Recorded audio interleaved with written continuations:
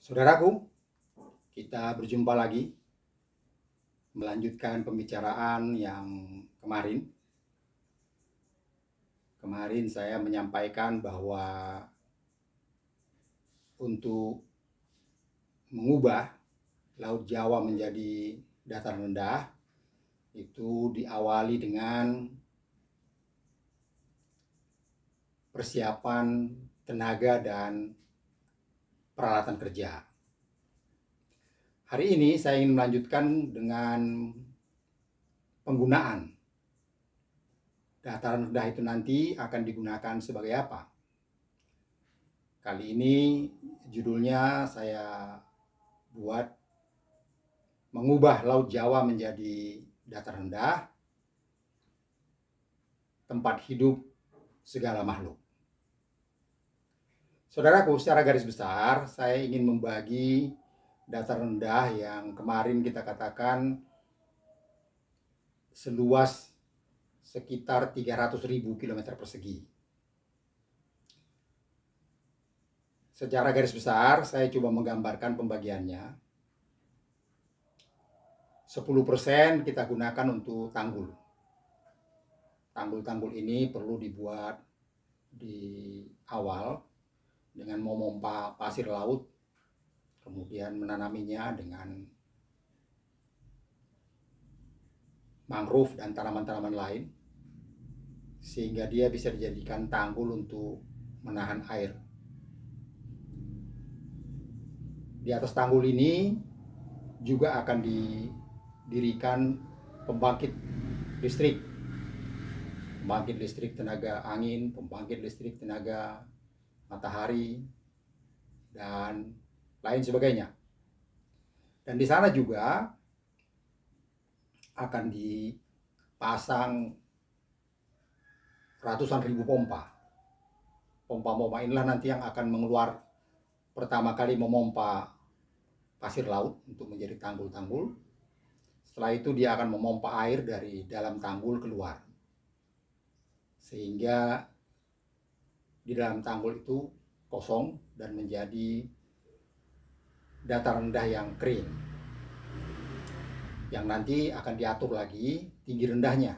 Tentu ada yang ketinggiannya misalnya 10 meter di bawah permukaan laut, tapi bisa jadi ada juga yang tingginya sampai 100 meter di bawah permukaan laut. Dan pompa-pompa itulah nanti yang akan menjaga sehingga tidak terjadi banjir di dataran rendah tadi. Saudaraku, setelah itu kita membagi tempat yang lain. Misalnya untuk pohon-pohon besar seperti pohon beringin, pohon jati, pohon mahoni, pohon jelutung, dan lain-lain, disiapkan lahan seluas 20% dari lahan yang dataran rendah yang tersedia. 20% ini akan ditumbuhin pohon-pohon besar dan yang nantinya diharapkan akan menyerap CO2 dari udara sebanyak-banyaknya. Maksudnya untuk mengurangi gas rumah kaca dan menurunkan suhu bumi yang pada selanjutnya bisa mengurangi tingginya permukaan laut. Tentu di lahan-lahan berisi kayu-kayu besar ini juga akan hidup hewan-hewan, barangkali juga tumbuhan-tumbuhan yang tumbuhan kayu-kayu yang kecil, dan lain sebagainya. Burung-burung akan hinggap di sana. Jadi di hutan dengan 20% lahan tadi yang berisi kayu-kayu besar itu akan diisi oleh banyak tumbuhan dan hewan. Dipilihkan juga tumbuhan-tumbuhan yang menghasilkan buah untuk makanan hewan. Setelah itu disiapkan 20% lahan untuk lahan pertanian. Saya katakan kemarin, di pulau ini nanti akan bekerja di dataran rendah ini, dataran rendah bekas Laut Jawa ini akan bekerja sekitar 30 juta tenaga kerja. Dari 30 juta tenaga kerja itu ada juga petani. Dan untuk mereka disiapkan lahan pertanian seluas 20%. Di sanalah mereka menanam tanaman yang dibutuhkan baik untuk masyarakat di dataran rendah itu atau masyarakat di tempat lain. Mereka ini bertani dengan sebagai petani modern, menggunakan peralatan-peralatan yang canggih, menggunakan teknologi yang canggih, mulai dari perbenihan sampai panen.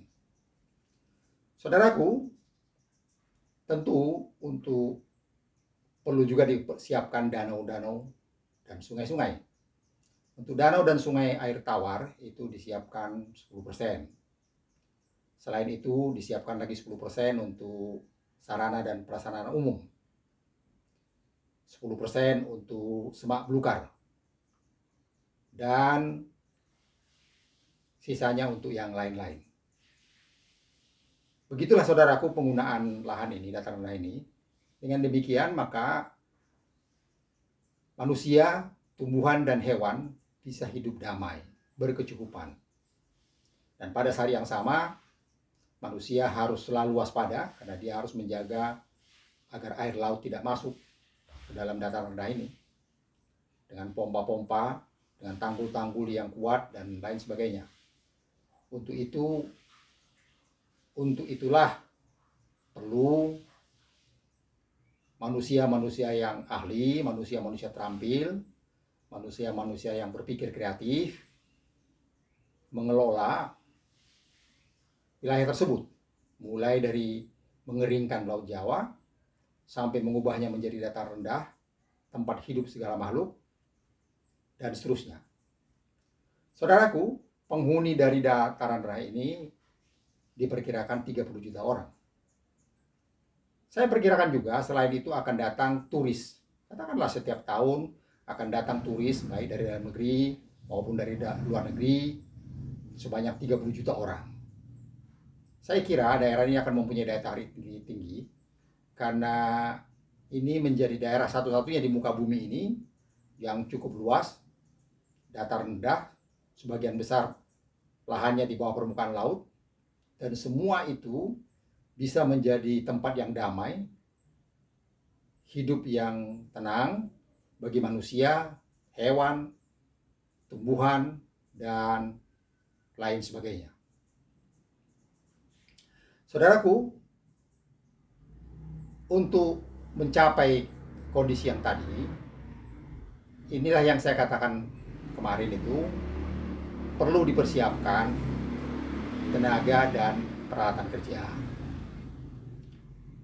Tenaga yang bekerja di sini haruslah manusia-manusia kreatif.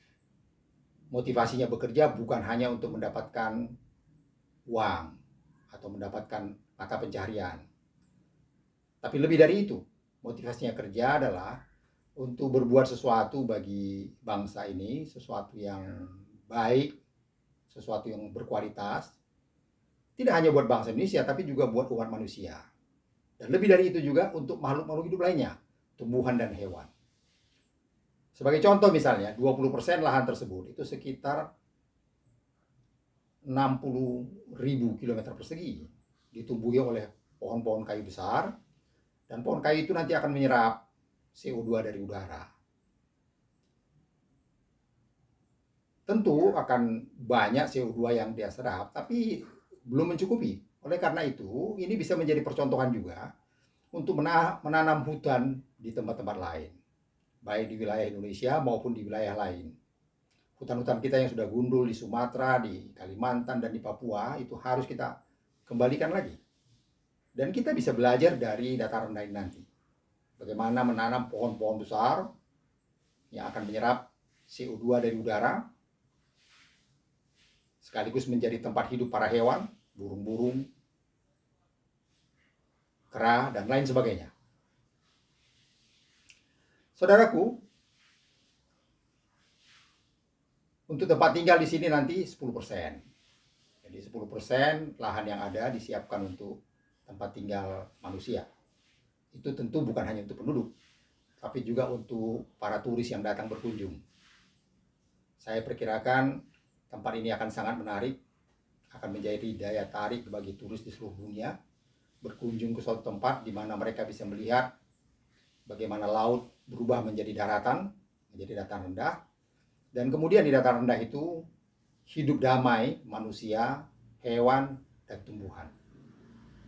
Sungai-sungai jernih, danau jernih, sampah plastik tidak ada, laut di sekitarnya juga jernih, ditanami terumbu karang, dan lain sebagainya.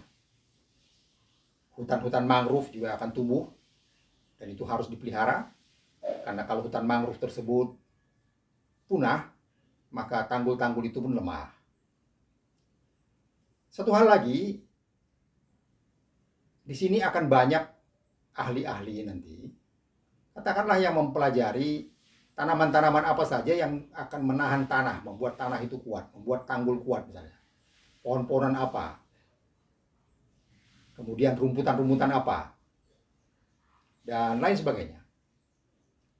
Kemudian untuk biodiesel, di sana juga akan ditanam, katakanlah tanaman yang menghasilkan biodiesel, misalnya seperti jarak pagar misalnya.